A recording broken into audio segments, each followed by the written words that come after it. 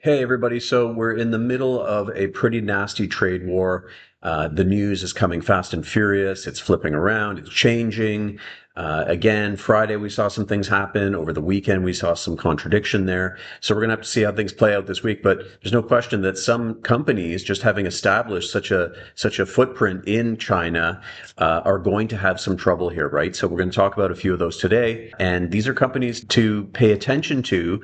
Either if you're considering investing in them or if you own them, you need to be aware of some of the things that are happening here. So just a reminder, everyone, of the disclaimer. So anything we talk about today is for educational, entertainment, and information purposes only. Our first one is Nike. So consumer discretionary, of course, everybody knows Nike. It sources a lot of its products from Asia. So a lot of those shoes that it makes, pretty much most of them are made in China. Some other countries, but mostly in China. So the 145% tariff on Chinese imports directly impacts Nike, right? It really relies on Chinese manufacturing.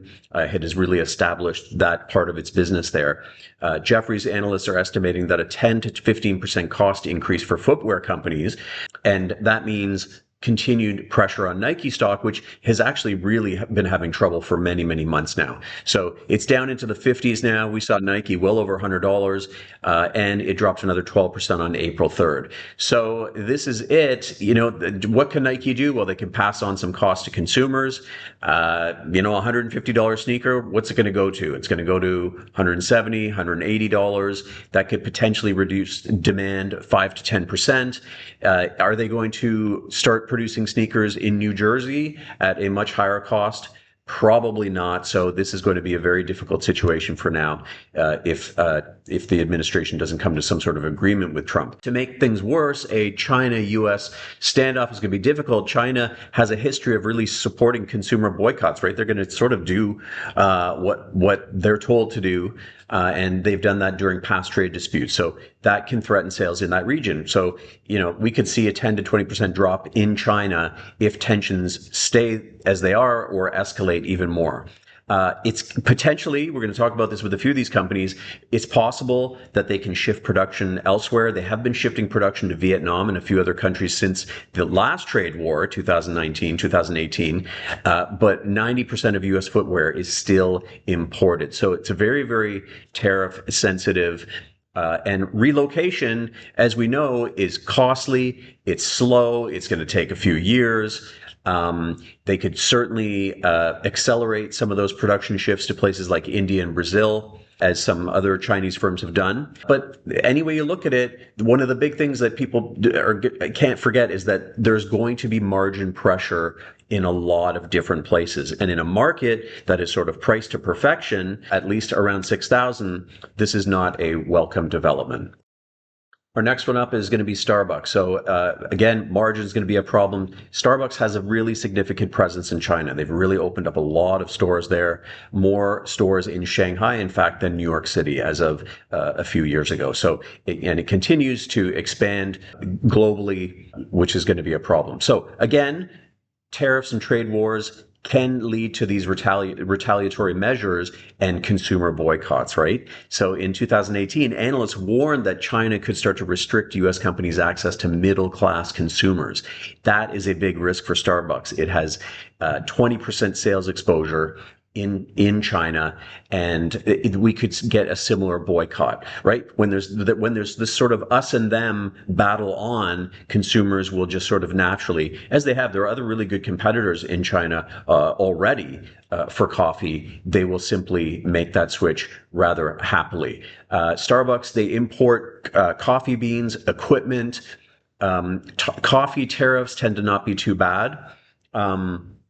But we'll see. These tariffs are evolving all the time, but equipment costs could rise 5-10%. That's going to squeeze margins. So very tariff sensitive stock, as seen in previous trade wars. Again, Starbucks is going to have to continue to diversify sourcing of various things that it gets, maybe Brazil, Vietnam, and then start to lean a little bit more on that domestic market. But it has a very heavy investment in China, so a very difficult situation for this particular stock that has frankly already had quite a bit of trouble over the last couple of years.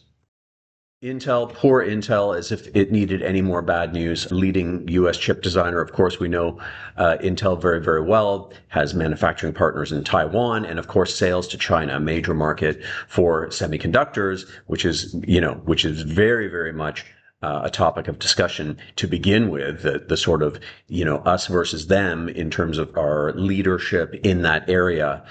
So already this is a very contentious area.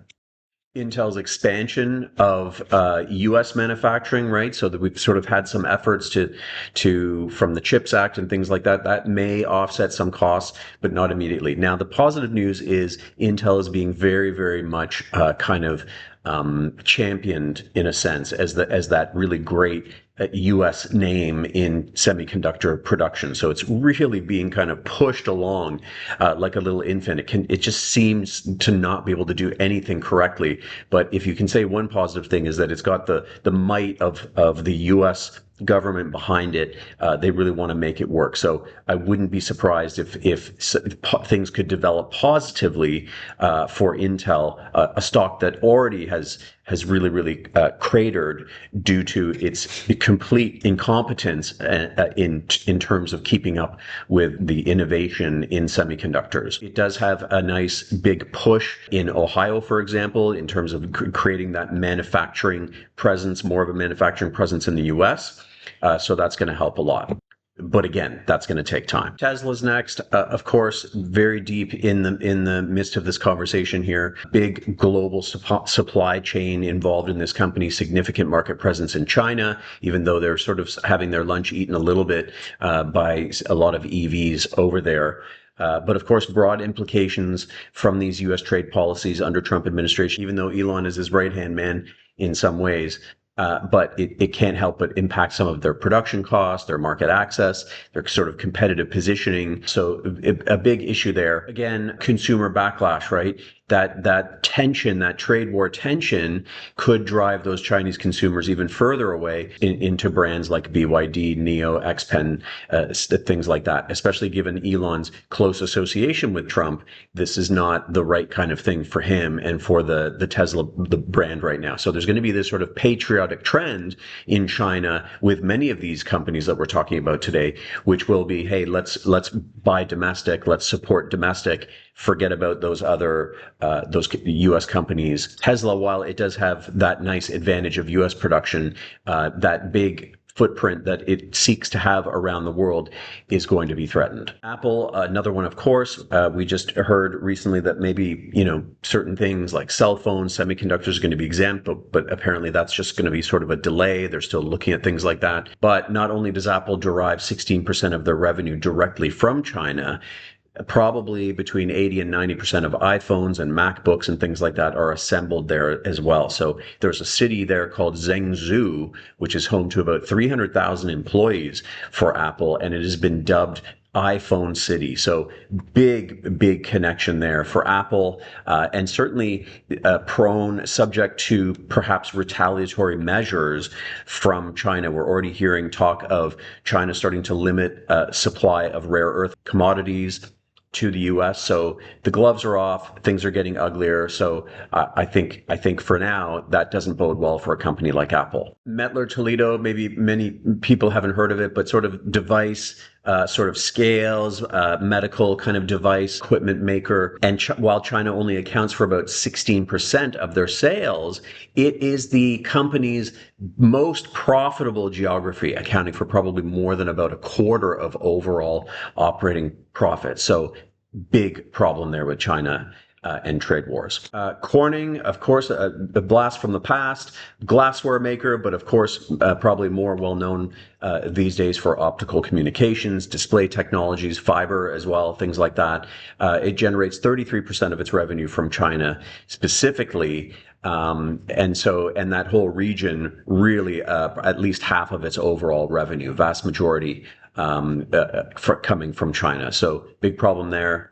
Could see maybe 10% revenue impact. Applied Materials in the crossfire as well. Global supplier of advanced semiconductor equipment. China is its largest market, accounting for 34% of all sales. So big problems there. It's a situation in flux, but China is just a major market for semiconductor equipment. Now, that is, of course, a very fluid situation, but $18 billion of exports to China as of a few years ago. So, and I'm sure that's quite a bit higher now. So Applied Materials took a hit, of course, around early April, along with many other, chip makers, Lam Research, et cetera. Many chip makers got hit as well. Again, it can take time. Perhaps they could work with companies like Mexico, other kinds of companies, other kinds of countries to sort of shift production a little bit. But these are creating big hurdles. This is not like moving a cloud service to another cloud service provider. We were talking about very expensive equipment setups in order to be able to do these things in other countries. It's going to take a long time, years and years, in order to make shifts like that. So hopefully that gives you an idea of the kinds of companies that are really facing these challenges these days. Can these go away with a wave of a wand by the Trump administration? It's possible, but especially in areas like semiconductors, it is, areas that are considered sort of areas of national security, et cetera, where there's already been an effort to really limit their access to certain kinds of chips and GPUs and things like that. There has already been a war on. So this just continues to make things worse, and is really throwing things up in the air for many of these companies. We'll have to see how things sort of turn out over this earnings season, but really we can imagine that CEOs are going to sort of, pull guidance and say, well, we have no clue what's happening here. Nothing great is happening, and we'll let you know when we know. Right now, we know as much as you do pretty much. So difficult situation for many companies around the world, especially the ones that I've highlighted today. We'll see you guys in the next video. Hey everyone, if you haven't subscribed to the channel, please do, and be sure to download my free Options Cash Flow Blueprint, a step-by-step guide for how to go from complete beginner to Options Ninja. Now back to the video.